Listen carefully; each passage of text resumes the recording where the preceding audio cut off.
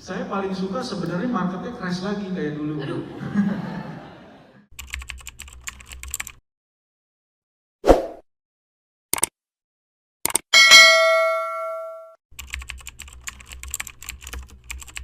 Di China itu utangnya meledak 4.700 triliun. Jadi China Evergrande Group, pengembang properti terbesar di China, ini mendapatkan perintah likuidasi dari pengadilan Hong Kong. Dan keputusan ini menyebabkan anjloknya saham hingga 21% dengan nilai pasarnya sekitar 2,15 miliar Hong Kong dollar. Nah, jadi likuidasi Evergrande ini menjadi simbol krisis real estate di China. Keputusan pengadilan membuka ketidakpastian bagi pemegang obligasi, di mana likuidator akan menghadapi tantangan dalam mengelola aset di industri yang kekurangan likuiditas ini.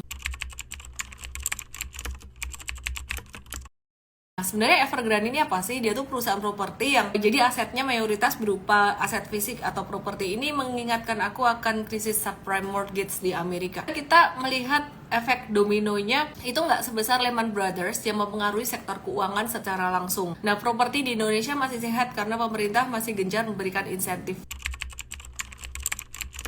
Jadi dari akhir tahun lalu sampai nanti kira-kira pertengahan tahun ini, itu utang jatuh tempo perusahaan-perusahaan properti itu masih akan meningkat. Utang jatuh tempo terutama di instrumen obligasi ya. Banyak perusahaan properti China itu sebenarnya yang juga meminjam di euro dollar market. Nah ini kita nggak tahu karena mungkin pelan-pelan nih terbukanya ya. Baru Evergrande, terus ada perusahaan trust company, Zongrong kemarin, Countrywide, kita nggak tahu apa lagi. Tapi yang jelas kalau lihat dari data itu masih ada kecenderungan obligasi perusahaan-perusahaan properti itu yang masih akan cukup sizable ya sampai pertengahan tahun ini. Di sisi lain pertumbuhan ekonomi China-nya melambat. Sekarang bank-bank di China itu lendingnya ke sektor properti dan real estate trennya terus turun. Mereka alihkan ke sektor manufaktur. Kalau misalnya sektor manufaktur mereka genjot, produknya makin banyak lagi kan, inventorinya makin banyak lagi. Persoalannya global demand-nya bisa menyerap nggak? Kalau ini tidak bisa menyerap, artinya ini ekonomi China-nya masih akan slow. Dan itu artinya bisa ada dampak juga ke kita.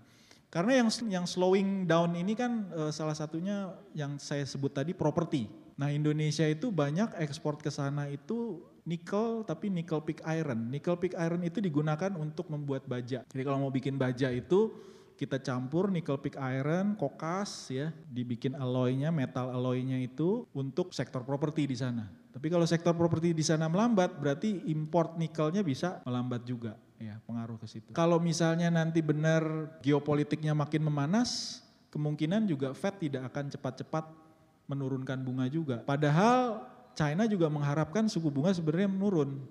Kalau suku bunga global menurun, permintaan globalnya diharapkan kembali naik. Jadi memang kita masih melihat lah bagaimana percaturan terutama geopolitik tadi, karena ini akan mempengaruhi tadi ya ke suku bunga Fed dan juga ekonomi China. Oke, jadi kesimpulannya sektor komoditas di Indonesia masih agak-agak slow down karena China. Di semester 1 saya melihat masih kecenderungan begitu aja. Jadi Bapak melihat ke depan ini arahnya gimana Pak? Kita kan melihat ada mungkin tadi banyak sekali downside-nya ya Pak ya.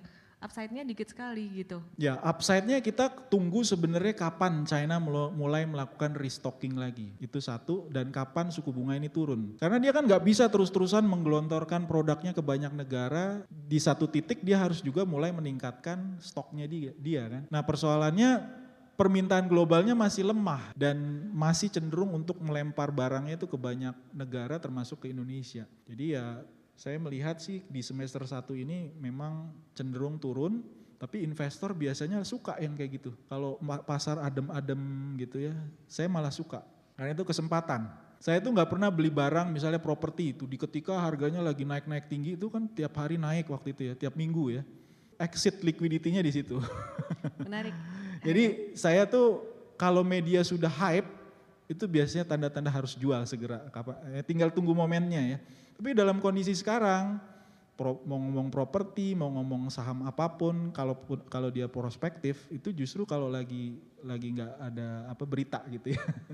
Tapi time horizonnya pasti lama itu Pak. Kalau Bapak pilih sektor yang sekarang masih value-nya masih. Dan biasanya diskon kan, kalau misalnya seperti itu. Jadi kalau fundamental tuh biasanya setahun lah paling cepet ya. Okay. Tapi kalau Bapak Ibu ada waktu bisa tuh ngikutin trading lebih baik lagi mungkin ininya. Ada teman-teman saya banyak yang trading itu bisa lebih tinggi sih returnnya ya. Nah, kira-kira The Fed kan kabarnya bakalan nurunin suku bunga tuh sekitar bulan Juni, Pak. Berarti mungkin market Paling bakalan- cepat ya. Paling cepat. Oke. Mei atau Juni. Berarti nanti kalau setelah pemilu ada bullish tuh bullishnya jangka pendek aja kah? Saya paling suka sebenarnya marketnya crash lagi kayak dulu ya. Kan setiap naikin suku bunga tinggal nunggu sebenarnya. Jadi Ya dapat BTA diskon tadi sih, ada oke tuh ya. lah. Nanti dapat diskon Bapak Ibu. Bicara soal China tuh kan dengar-dengar mereka mau ada stimulus besar, Pak. Sudah. Sudah. Jadi mereka sudah menurunkan GWM, sudah menurunkan suku bunga 2 kali ya. Terus mereka juga menaikkan belanja pemerintah mereka. Belum ada impact yang signifikan. Itu biasanya dalam ekonomi paling cepat 6 bulan kelihatan Berarti dampaknya. kesimpulannya semester 2 yang potensi ada beberapa upside. Bisa terus. ada upside ya. Jadi faktor geopolitik tadi juga berpengaruh. Jadi saya melihat kemungkinan paling cepat perang itu berakhir kan kalau misalnya Trumpnya terpilih ya nanti akhir tahun. Tapi kalau buat Indonesia malah jelek tuh kalau Iya nggak kan? ada perang. Jadi indecision. Komoditinya jadi nggak ini ya?